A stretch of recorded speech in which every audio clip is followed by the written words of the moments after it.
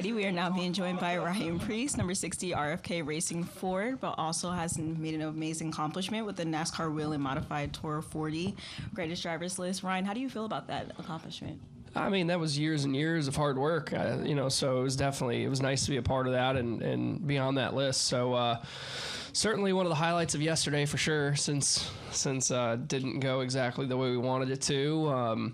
But a lot of my accomplishments and who I am as a racer and person was grown through the Wheel and Modified Tour, and had a huge impact on me. So really reflecting on it, along with like Justin Monsignor, Jamie Tomeno, and many others that are on that list, it's a great accomplishment and something to be proud of. Awesome, congratulations. So we'll now open it up to the floor. If you have any questions, we'll start over here. Tim Moore, Motorsports Day, you obviously mentioned the accomplishments you've had in the Wheel Modified Series, but what is it for you today that keeps on bringing you back? Obviously, you raced your first race of the season yesterday, and how fun was it to race with your dad? Yeah, I think that's the real reason why I truly do it. Well, a couple things is two of it is my passion for modifieds. There's a lot of great people in that pit area, as well as loving to drive those race cars, and then racing with my father. The challenge of it can be all the work that comes along with it. It's not, I have to explain this to race fans all the time that ask me why I don't do it more. I'm not like Kyle Larson with Paul Silva, where he shows up and he's racing. If I'm not working on that race car, it's not really, coming. My father does a lot, but when it comes to setup stuff and coming up with strategies and all that, I'm a huge piece in that. So really it's fun, which is great in that aspect because there's nobody else to blame except myself. So if we're terrible, I can just yell at myself all day long. But I enjoy doing it, and I enjoy the passion of people that love modified racing. When you're not racing NASCAR or racing your tour type, how much racing do you consume, short track, dirt track, and what are you watching when you do want to sit down and watch someone else race? I mean, it's my life.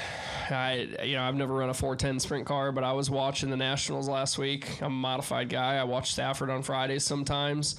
If I'm not at RFK or kind of doing farm chores around with Heather, typically I'm in my shop working on my own race car, and sometimes I'll have Flo on. So, yeah, I think as a race car driver, at least me, I can appreciate all forms of racing. It doesn't matter if it's a Wheel and Modified Tour car in the Northeast, a super late model in the Southeast, USAC, midget sprint cars, Silver Crown race cars. I grew up being a huge fan of them. I actually thought I was going to kind of go that Bobby Santos route, and or dirt cars. So I just enjoy racing.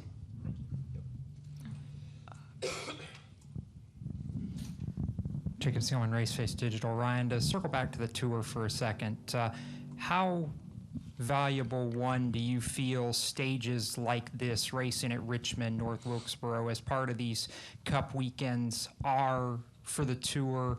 And in general, how valuable is the tour to the NASCAR ecosystem, given its history and how far back it goes? Yeah, I think... what I can tell you is a lot of the people that race on the Wheel and Modified Tour, there's a lot of passion there. It's not like, a lot of them are volunteers, and they do it because they love racing. So it's honestly a real grind for some of them to take off work on Wednesday, come down here, race on Thursday, and then probably drive through the night to be at work at 7 a.m. the next day. But they do it because they appreciate racing on a facility like this at Richmond. That's top of the class. So really, for them to have the opportunity to come here and race that, they love it, and I appreciate racing with them for everything they do. So I think as far as the Wheel and Modified Tour goes, and modified racing and all the people that do it, I can't give them enough credit as far as all the teams and everything that they do to go to those races and do, because it's not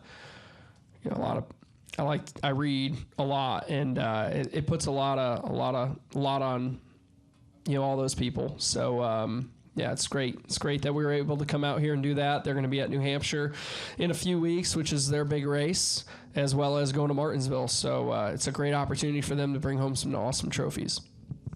Hey race fans, I'm Anthony Damcott with FrontStretch.com. If you enjoyed that Grassroots video, be sure to subscribe to Front Stretch Grassroots for more from ARCA, Cars Tour, and other homegrown racing series. And be sure to visit FrontStretch.com for all the latest great racing content.